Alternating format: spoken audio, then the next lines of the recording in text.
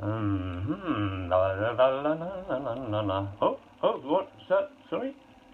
Oh, thank you very much. What's this? Whoa! Hey, passaloo! I'll do a bit more knitting later. I do like my knitting. Anyway, so what's this? Dean Armstrong. That's me. What's this? Brian Neal. Sorry, yeah, my cousin. I like Brian. Has he sent me a present? It's very exciting. Look at, I want the... Whoa! Whoa! Whoa-y, yo-y. Whoa-y, yo-y. Yowza, yowza. Who's made this? Don't tell my Auntie Becky she has not knitted this scarf. This is beautiful. Thank you, sir. Is this from Brian? Have you sent me this? This is really, really nice. I've got a present for you as well. Yeah, I'll show you it. I've been carrying it. I like this present. I've attached it to my trousers and put it in my pocket on some string. Can't get it off. So that, look, wearing it. I'll try and get it off because it's worth looking at. It's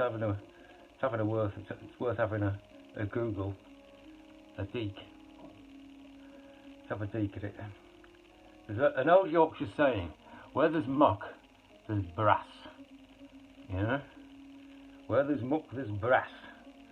Like horse muck, horse dirt, poo. You can use it for your garden, it's good stuff. It's poo, and yet it's valuable. Helps the roses grow. So can you see that? It says, Hampton Court Palace, Tudor Rose. Hampton Court Palace, Tudor Rose.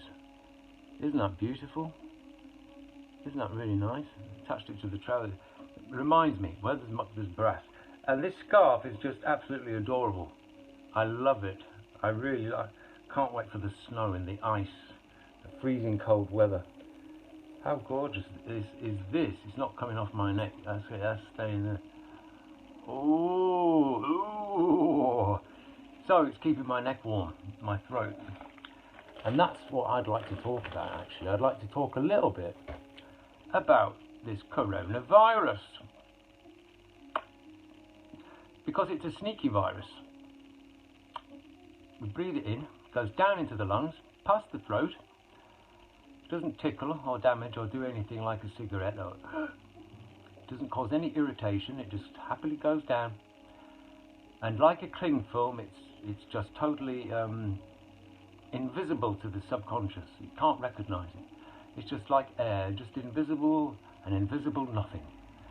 My grammar might not be correct, but that's what it is. It's an invisible nothing, so it causes no concern, no problem. It's just a little layer of cling film. It's not doing any harm. No harm. It goes down. And then another one goes down, and then another, and it forms this layer, which is pretty solid. It eventually becomes pretty solidy, and it does become a something. From a nothing to a something. We can't really solidify air, can't do that, but this stuff is sneaky. It comes in as a nothing, like air, and then it builds, and then you can't get it out.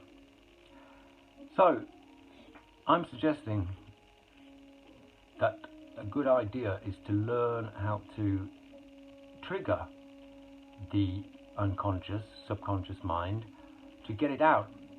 But what's it getting at? Nothing. There's nothing. It's not there. There's nothing there until eventually there is something there. So we need to instruct the unconscious that there could be something there, and if there is, can it help us get it out? Which it will do. And it will do everything we need to get it out. It will just get it out, no problem. But it needs to be detected before it builds. And in my case, I'm a smoker, and smoke is pretty much similar, but it's a bit thicker. And that builds, and then the unconscious kicks in and says, come on, get out. And the reason it does so is because smoke, it gathers in the throat, and we have to clear our throat. We get this smoker's cough. Okay? And then we tell the unconscious there's something there irritating, and it coughs it out. It gets it out for us because being told there's a problem. There's an irritant. But with smoking a cigarette, that doesn't happen for a few days, weeks, or even months that you start coughing. So it builds, and then there's all this dirt that has to get out. And this virus thing is the same. Forget the English grammar and the correct way of saying it. It's invisible. It's a nothing. It's completely a no-thing thing. It's nothing, and yet it sneakily builds like layers of cling film until eventually it solidifies and you can't get it out, and then that is a real problem. So any detection of any possible wheeze or anything that could be building or anything, but on a daily basis, it's well worth practicing having a good cough if you are a smoker, and I do. Okay, so for the last 18 months to nearly 2 years, coming up, nearly 2 years, and before that as well, but for the last 2 years I've been very seriously practicing throat singing. And if you've never heard throat singing before, you will think this is weird, or it's a Marmite sound. You either love it or you hate it. And we don't throat sing in the West. We sing with our throats relaxed and nice and But in the East, Tibet, parts of India, and Mongolia, especially Mongolia, which I'll come to in a second, they throat sing. And to a Westerner, it can either sound really horrible or strange, and it's something that in the West, it's a no-no.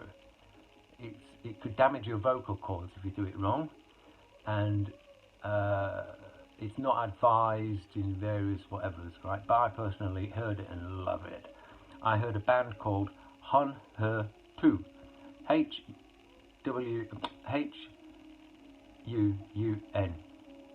Hun, H-U-R-T-U. But it don't matter what you put, you just put H-U-U-N and it'll come up. I hear this band and they sing like they're growling like bears, like. And when you first hear it, you might just think that's horrible. I didn't. I loved it from the very first second I heard it. I wanted to do it. But back then, I'm talking like 20 years ago, there was no Udemy's or online lessons in this, or YouTubes with how to throat sing or anything like that.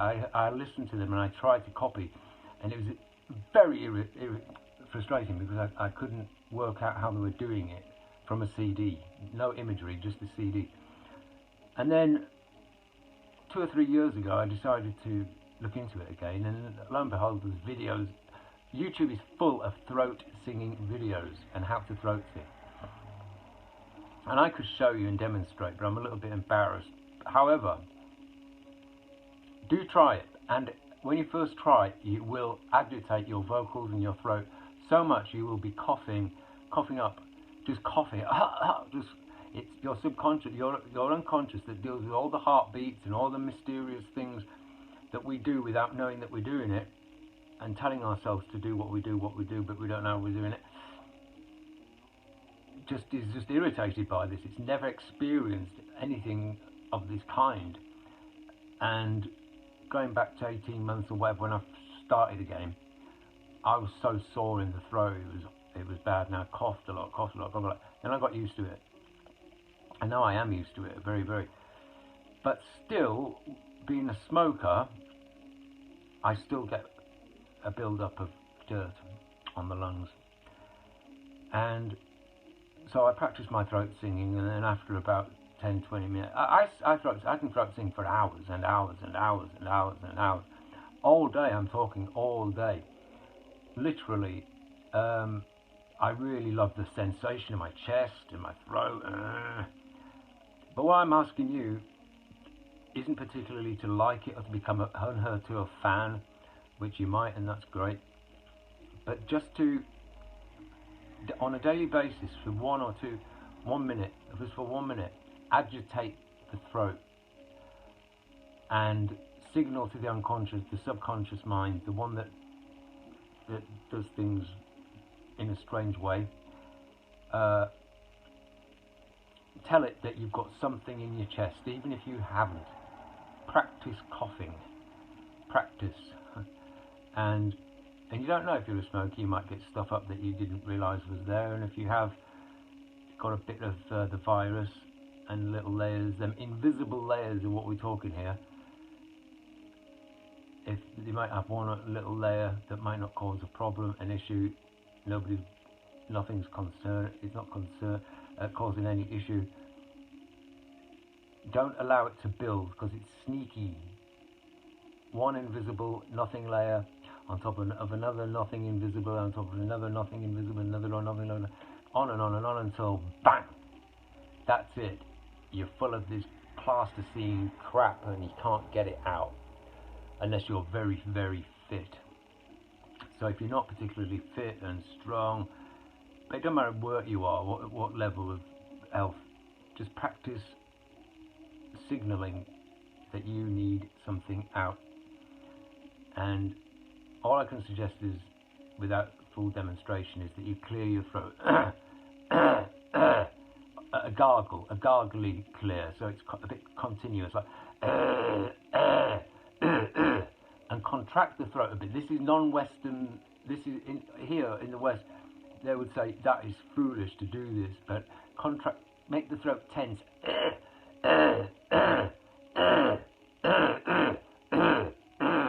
And feel it down in the diaphragm. And fake cough. I just made a fool of myself, but I don't care. I do sort of care. I am a bit of an ego person. I don't like to look stupid, but if I am looking stupid, it doesn't matter. If you do try it and it works and helps you or somebody, then it's been worth it, hasn't it? Back to my scarf, because we need to change the subject every little while. This scarf is fab. I just love it. I really, really love it. Thank you so much, Brian, Auntie Becky, and thank you for watching. I hope you get something out of it. Practice coughing. Just give it a go once. Do watch the throat singing videos and see how they do it, and then try to get into the throat singing, because it is a pleasurable thing to do, and also it's signalling continuously to the brain, to the mind, that you need clear lungs to do it. You need to really have very clear, be free, mucus free, whatever. You know, despite forget the virus, we're always breathing in dirt and fumes and all that sort of thing. Thank you very much. God bless.